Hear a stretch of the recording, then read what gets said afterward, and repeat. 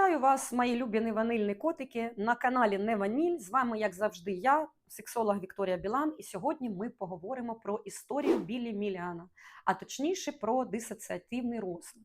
Я всім рекомендую подивитися фільм «Спліт». Якщо ви захочете, ми його розберемо. Це якраз фільм про Біллі Мілігана, і він заснований на реальних подіях.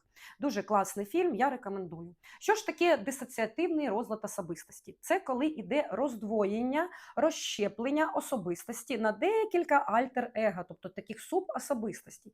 Чого це виникає? Від чого? Це може бути виникає від травми. Так? Якщо було в дитинстві, наприклад, як у Біллі Мілігана, там була історія з розбещенням і з інцестом. І тому психіка дисоціюється і утворюється окрема особистість. В 70-х роках його заарештували за пограбування і сексуальне насильство. В нього виявили експертиза психіатрична 24 субособистості. Чому його визнали неосудним? Тому що вбивала особистість, це якраз був той хлопчик, якого в дитинстві заарештували. Також в мене посилання знову ж на цей фільм «Спліт». Ви можете почитати документальні речі, тобто статті про нього, фільми документальні подивіться, якщо ви психолог і взагалі цікавитесь судмедекспертизою і психологією. Що можна сказати? Можна сказати, що психіатрія в перший раз визнала неосудним вбивцю і грабіжника, неосудним через що? Через те, що змінились правила гри, через те, що адвокат відстояв Біллі Мілігана і сказав, що це робив не він, а його особистість. Які ж тут маркери? Дивіться, якщо це шизофренія, у людини можуть бути голоси. Да? Він інколи, чи вона, людина, може сприймати ці голоси, як її голоси, які всередині, як також і голоси, які надходять ззовні. І що відбувається? Коли дисоціативний розлад особистості, людина не пам'ятає, що, хто, як їй казав. Це може бути декілька особистостей, просто про Біллі Мілігана найбільш всього вивчено, тому що було 24, це найбільше.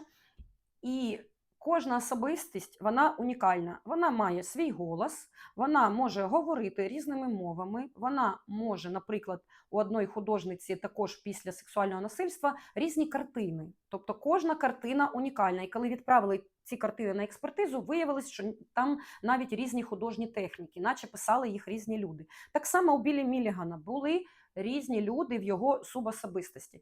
Чим це відрізняється від шизофренії? Що людина, по-перше, не пам'ятає, по-друге, вони всі поводять себе як різні люди, мають різні звички, різний характер, різні вподобання, різні хобі, різну стать, різний вік і так далі, і так далі.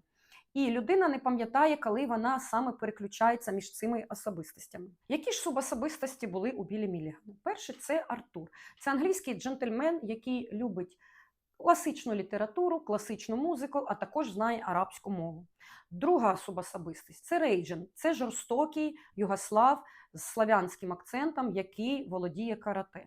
Була також 3-річна дівчинка, яка була англійка і вміла читати і писати друкованими літерами. Також був 14-річний підліток Дені, який дуже боявся чоловіків.